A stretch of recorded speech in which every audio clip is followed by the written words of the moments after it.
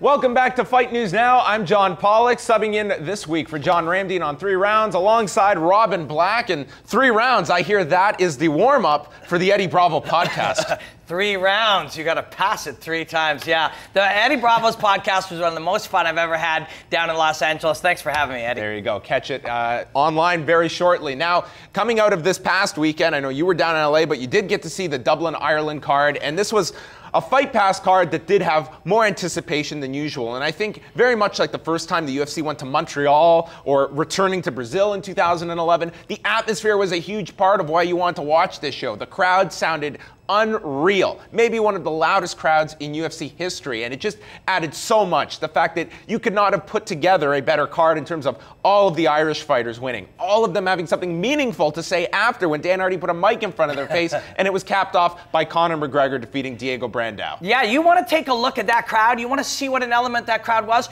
Watch Diego Brandao's walkout and watch what happens when he gets into the cage. He fought the crowd for the entire walkout of McGregor's walkout. You see him get in, and the crowd starts booing, and he's going crazy, he's dropping down, and he's burning calories, he's burning gas, he's raising his cortisol levels. He really fights a couple of rounds of that crowd before McGregor gets in. That is a legit crowd. I want to applaud Diego Brandao, though, because there are so many fighters who would go into that situation, and they'd wear the Ireland shirt, and they just want the fans to please cheer for me. Brandao showed up at the weigh-ins. He had the Brazilian flag because, you know what? He knew all these fans, they came to love Conor and they came to hate Diego, and he wasn't going to take that away from them. He was like, I'm playing the role like Matt Serra did with George St. Pierre in Montreal. Yeah, he did his job, no question about it. But it was, you know, it was a bit of a rigged fight in some ways, in the sense that McGregor is so mentally strong. And you brought a guy who's shown evidence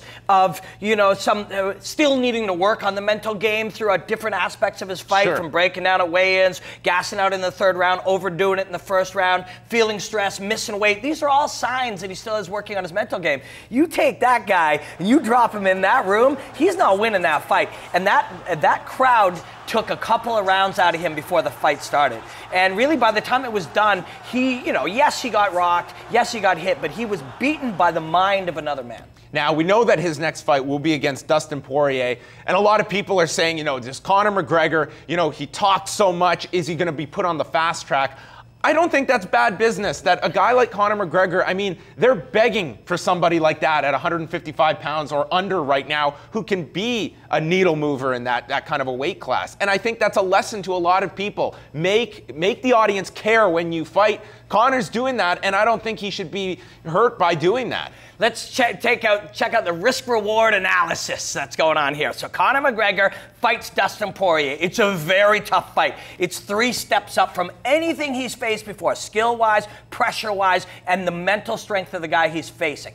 So what's the reward? Well, if you beat that guy, we're exactly where the company would love to see you, ready to fight for a title with a nation on your back. If you lose, what's the risk? Well, typically when you raise a guy up that high and he loses, you can wreck him.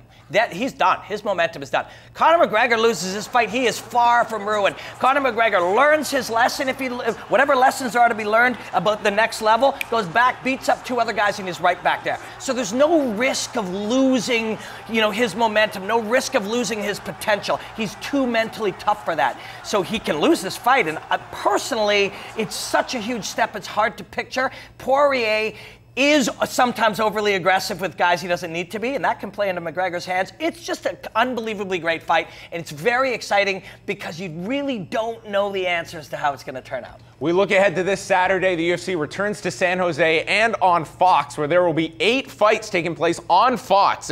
Amazing that just a few years ago, Clay Guida and Benson Henderson couldn't get onto Fox, but this year we're going to get 8 fights here on Saturday night. Headlined by Matt Brown and Robbie Lawler, a title fight opportunity at stake for the winner. This has been the fight that people have been salivating for since it was announced. Robbie Lawler's 3rd fight of 2014, doing his best Donald Cerrone impression at 170 pounds. Can this fight possibly disappoint, Robin?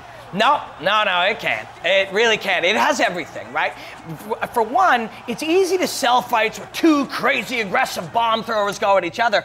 But really, neither one of those guys are that. Their game is cloaked in aggression, but it's very technical. Lawler's game, his counterpunching game, is fighting from that southpaw stance, moving forward, moving back, mixing kicks in, throwing combinations. He's a very, very smart fighter. Yes, it's drenched in aggression, but he's a very smart fighter. Matt Brown fought Erick Silva, who was a southpaw. Silva lit him up to the body with that kick. Jordan Mean hurt his body as well, so that's something Lawler might look at. But Brown, when he's hurt, goes into the pocket, and in there he has as clean a Muay Thai game as anybody in the game. So it's technically a brilliant fight, but it's easy to understand. These guys are crazy. They want to kill each other. It's a great fight. Could it disappoint? Lawler might want to wrestle Brown to the ground. He's got a great wrestling game, but I don't think he will. That was, the key difference in the Johnny Hendricks-Robbie Lawler fight. It really came down to a takedown late in the 5th round. Anthony Johnson returned to the UFC back in April and looked fantastic at 205 pounds, a weight class that completely agrees with him, and he'll be taking on Antonio Rogerio Nogueira.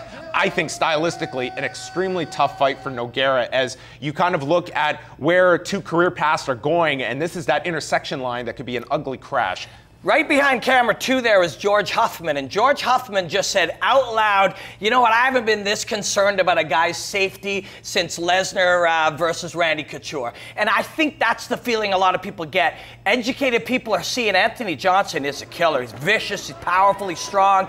Henry Hooft has his striking looking brilliant, and you can't really take this guy down. Not only his takedown defense is great, but his footwork and his balance is great. So this is a very hard one for Nogueira. 12 fights coming up this Saturday from San Jose, California. And coming up next, we've got Priscilla Caripan with The Shift, and we have this week's viral video. Don't go anywhere. Ready? Okay.